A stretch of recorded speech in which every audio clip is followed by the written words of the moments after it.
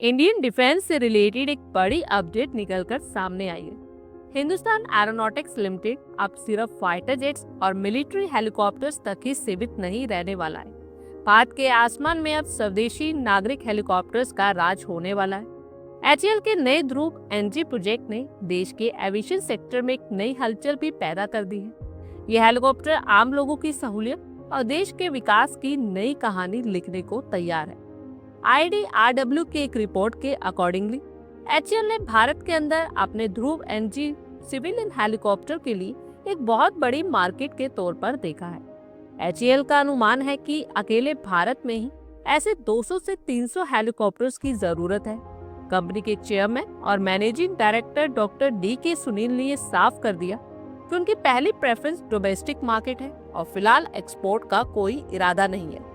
ध्रुव NG को HAL के popular ALH यानी एडवांस लाइट हेलीकॉप्टर फैमिली के एक एडवांस सिविलियन वर्जन के रूप में तैयार किया जा रहा है। इसे मिलिट्री ऑपरेशंस के बजाय कमर्शियल और यूटिलाइजेशन वर्क के लिए स्पेशली तौर पर बनाया गया है। डॉक्टर सुनील के अकॉर्डिंगली भारत का सिविल एविएशन इकोसिस्टम इतनी तेजी से बढ़ रहा है कि हमें किसी विदेशी कस्टमर्स की जरूरत ही नहीं पड़ेगी। भारत के कॉम्प्लिकेटेड और हिली एरियाज को जोड़ने के लिए एक भरोसेमंद और कॉस्ट इफेक्टिव हेलीकॉप्टर की भारी डिमांड, जिसे ध्रुव एनजी बखूबी पूरी कर सकता है।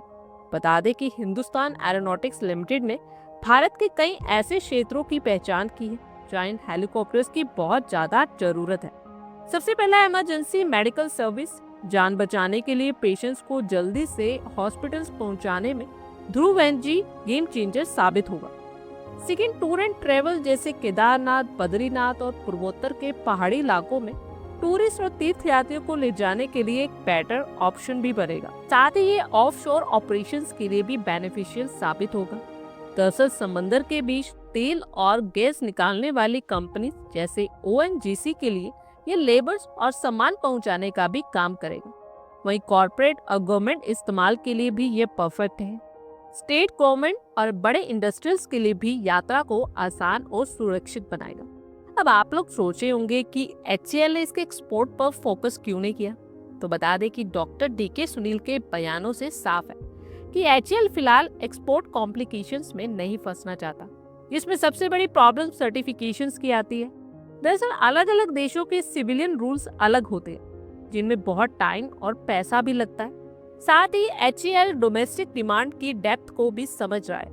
भारत में ही इतनी डिमांड है कि एचएएल की प्रोडक्शन लाइन अगले कई सालों तक अंगेज रहने वाली है। वहीं भारत में होने के कारण मेंटेनेंस, ट्रेनिंग और स्पेयर पार्ट की सप्लाई बहुत आसान और सस्ती भी होगी, जो विदेशी कस्टमर्स को देना मुश्किल होगा। और एचएएल की नई रणनीति एक बड़े बदलाव की ओर इशारा करती है। कंपनी अब ग्लोबल कंपेटिटर से एक्सपोर्ट मार्केट में सीधे टकराने के बजाय भारत के अपने बाजार में पकड़ मजबूत करना चाहती है। यहाँ एचएएल को कम लागत और लोकल सपोर्ट का भी बड़ा फायदा मिले। आप लोगों की क्या कुछ राय है, कमेंट बॉक्स में शेयर करें। आई होप आपको हमारी ये वीडियो अच्छी लगी हो और आगे भी इसी तरह के अपडेट्स के लिए हमारे चैनल को जरूर सब्सक्राइब करें। धन्यवाद।